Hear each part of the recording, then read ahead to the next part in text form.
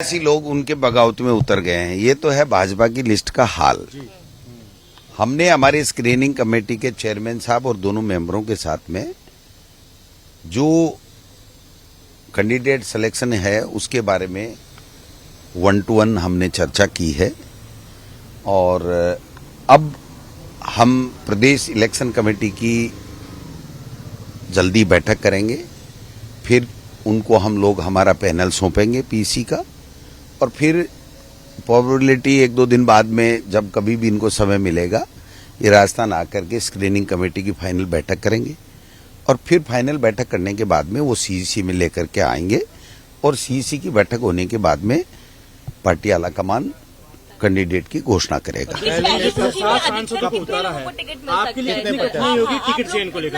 ये एमपी में फेल हो गए, एमएलए में भी फेल होंगे। उनको इसलिए उतारा है कि उनकी बिल्कुल एंटी कमेंसी है, वो अब दोबारा कभी एमपी जीत नहीं सकते। तो एमएलए में हार जाएंगे तो उनको उनकी टिकट काटने में आसानी हो जाएगी। ये फार्मूला बीजेपी ने अपनाया है। सर, आज की बैठक में क्या कुछ मुख्य सीटें हैं जिनको लेकर आपने नहीं, ऐसे नहीं, जनरल चर्चा हुई है क्योंकि जब स्क्रीनिंग कमेटी की बैठक होगी तभी प्रमुख बातें होंगी। जनरल फीडबैक जो होता है वो नवरात्रि से पहले लिस्ट जारी हो जाएगी। नवरात्रि से पहले ये सारी कवायद लगभग करेंगे क्योंकि बीजेपी कर चुकी है और आप लोग वो बीजेपी ने भी अपनी सीईसी करने के बाद में तकरीबन 14-15 दिन बाद में वो सूची कर पाए थे। हम ऐसा नहीं करेंगे, हम हमारी सीईसी के तुरंत बाद में सर आपके पास सूची प्रचार के लिए भी 43 दिन बचे हैं। हाँ, तरीके से तो आप कैसे मतलब हम तो 16 को कर रहे हैं ना, खड़गे साहब आ रहे हैं और 16 से हम शुरुआत कर रहे हैं। फिर जल्दी प्रियंका जी का दौरा बन रहा है, हमने रिक्वेस्ट किया है।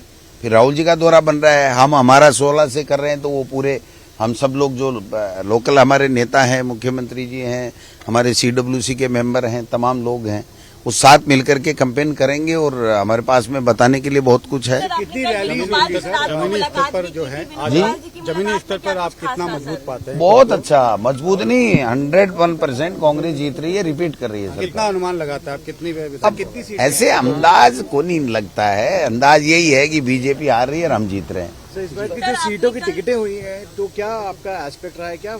ये तो सारी की सारी सीटें हार रहे हैं। 41 की 41 में से मुझे तो लग नहीं रहा है ये 2-4, मेरे तो सीकर में ही 3 आई हैं, तीनों के तीनों हारेंगी, मैं लिख के दे रहा हूँ। टिकट नहीं मिला वो आपके कोई संपर्क किया? नहीं, ये तो संपर्क क्या करना, हमारे पास ही खुद के आदमी बहुत है। डोटासरा जी लक्ष्मणगढ़ में सुभाष मेरिया सामने आया था 2013 में, इससे भी बड़ा था।